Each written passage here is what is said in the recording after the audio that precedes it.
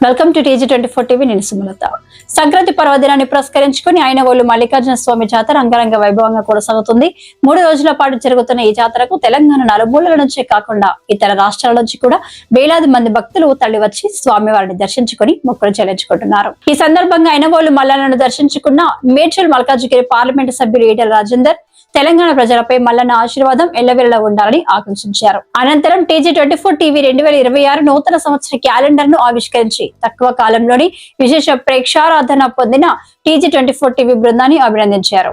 తెలంగాణ యావత్ ప్రజానికాన్ని చల్లగా చూసి కరువు కాటకాలు లేకుండా అధిక వర్షాలు లేకుండా పాడి పంటలతో సుఖంగా శాంతిగా గడిపే భాగ్యం కలిగించాలని చెప్పి మేము కోరుకోవడం జరిగింది.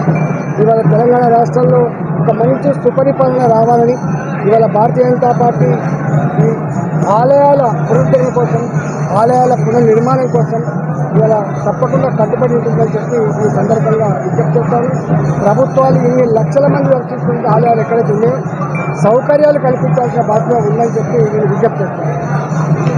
హాయ్ అండి, నేను మీ Satyasri. Please do subscribe TG24 TV.